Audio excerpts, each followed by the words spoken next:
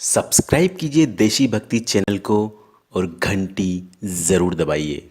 नमस्कार मित्रों, देशी भक्ति चैनल में आपका स्वागत है। और आज के इस वीडियो में हम आपको बताने जा रहे हैं कि अगले जन्म में आप क्या बनेंगे। ये सारी बातें महर्षि व्यास ने बताई हैं और उन्हीं के ग्रंथों से निकालकर हम ये वीडियो बना रहे हैं। दोस्तों, हम उम्मीद करते हैं कि ये वीडियो आपको पसंद आएगा।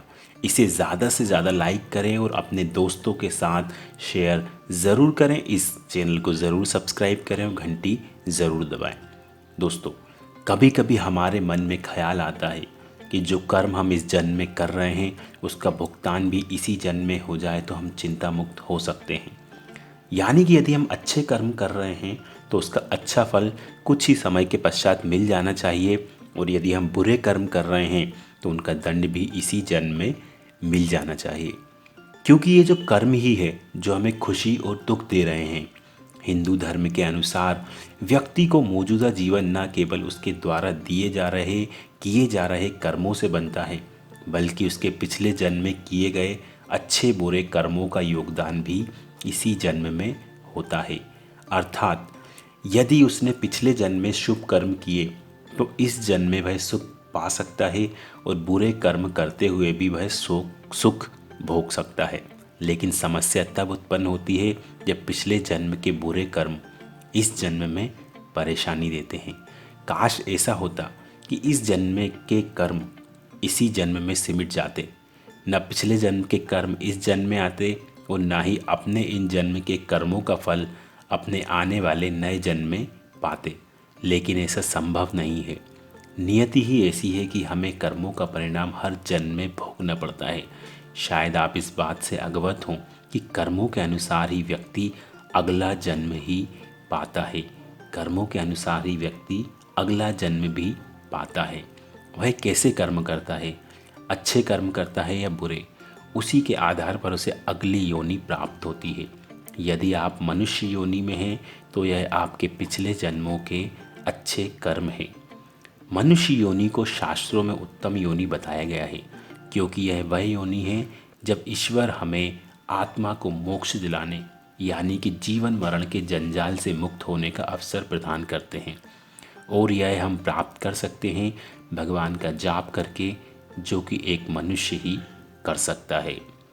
गरुड़ पुराण के अनुसार माता के गर्भ में 9 महीने तक अजन्मा शिशु ईश्वर से यह प्रार्थना करता है कि मुझे यहाँ से बाहर निकालोगे तो मैं ताउम्र आपका नाम जपता रहूँगा। लेकिन फिर जन्म लेने के बाद वह सब कुछ भूल जाता है और अपने भौतिक कर्मों में लग जाता है। पुराणों में किए गए एक अन्य उल्लेख के अनुसार अजन्मा शिशु माता के गर्भ में ईश्वर से यह पुकार करता है कि मुझे बाहर मत निकालें, क्योंकि वह मनुष्य जीवन से भयभीत है, मनुष्य जीवन की कठोरता से भयभीत है। इसलिए वह भगवान से यह प्रार्थना करता है कि मुझे अपने पास बुलाइए और मनुष्य जीवन ना दें। लेकिन भगवान उसे जीवन दान देकर उससे यह प्रण मांगते हैं कि वह इस जीवन में इनका नाम लेगा और समस्त मनुष्य योनि को भी यही सीख लेगा। किंतु मनुष्य जीवन प्राप्त करने के बाद वह मनुष्य भोगी बन जाता है। लेकिन उन्हें किन कारणों से यह जीवन मिलता है और वे कौन से कर्म हैं जो उसे इंसानी जीवन देते हैं, यह जानकारी बेहद ही रोचक है। तो आज हम इस वीडियो के माध्यम से आपके सामने वो तथ्य प्रस्तुत कर रहे हैं जो बताते हैं कि किस तरह के कर्मों के कारण हमें अगले जन्म में कैसी योनि प्राप्त होती है। कहते हैं महर्षि व्यास जी से जब ऋषियों ने पूछा कि किस कर्म से कौन सा जन्म मिलता है, तो उन्होंने कुछ आश्चर्यजनक बातों को उनके सामने रखा जिन्हें हम यहाँ साझा कर रहे हैं। उन्होंने बताया कि जो मनुष्य पराई स्त्री से संबंध बनाता है उसे भयानक नरक में जाना पड़ता है। यहाँ उसे कई दंड भोगने पड़ते हैं और इन सब के बाद उसे एक के बाद एक कई विभिन्न जन्म मिलते हैं। वह सबसे पहले भेड़िया बनता है, फिर उसे कुत्ते के रूप में जन्म लेता है, फिर सियार, गिद्ध, सांप, कौवा बनता है। इन सभी जन्मों को भोगने के बाद ही अंत में वह बगुले का जन्म प्राप्त करता है, जिसे समाप्त करने के पश्चात उसे मनुष्य की योनि प्राप्त होती है।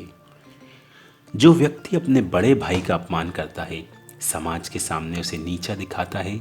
अगले जन्म में वह व्यक्ति एक कोच नाम के पक्षी के रूप में जन्म लेता है। इस जन्म को वह 10 वर्षों तक भोगता है और यदि उसे ईश्वरीय कृपा प्राप्त हो जाए तो अगले जन्म में उसे मनुष्य योनि मिलती है। यदि आप इस जन्म में पाप कर रहे हैं तो इसका भुगतान भी अगले जन्म में करना होगा। महर्षि व्यास के अनुसार स्वर्ण की चोरी करने वाले व्यक्ति को कीड़े के रूप में जन्म मिलता है। जो व्यक्ति चांदी के समान चोरी करता है वह कबूतर बनता है। इसके अलावा जो व्यक्ति किसी के वस्त्रों की चोरी करता है अगले जन्म में तोता बनकर जन्म लेता है।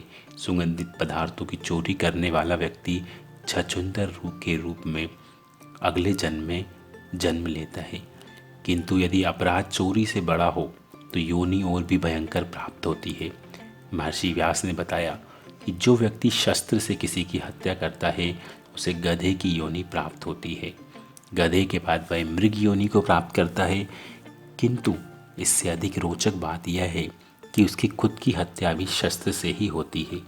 मृग के बाद ऐसी आत्मा मछली, कुत्ता, बाघ और अंत में मनुष्य योनि को पाती है। देवताओं और पितरों को संतुष्ट किए बिना मरने वाला व्यक्ति 100 वर्ष तक कौवे की योनि में रहता है। इसलिए कहा जाता है कि श्राद्ध कराते समय कौवे को अवश्य भोजन कराएं ताकि प्रतिगण संतुष्ट हो जाएं। लेकिन यदि यह ना किया जाए तो अगला जन्म कौवे के रूप में मिलता है। इसके बाद मुर्गा, फिर 1 महीने के लिए सांप की योनि के रहने के पश्चात उसके पापों का अंत होता है। उसके बाद वह मनुष्य के रूप में जन्म लेता है। तो दोस्तों, ये जो हमने आपको बातें बताई हैं ये सारी महर्षि व्यास जी के अनुसार हैं। उम्मीद करते हैं वीडियो आपको पसंद आया होगा। इसे ज़्यादा से ज़्यादा लाइक करें, शेयर करें। अगर अभी तक आपने इस चैनल को सब्सक्राइब नहीं किया है तो इस चैनल को ज़रूर सब्सक्राइब करें और घंटी ज़रूर दबाएं। मिलते हैं अगली वीडियो में। नमस्कार।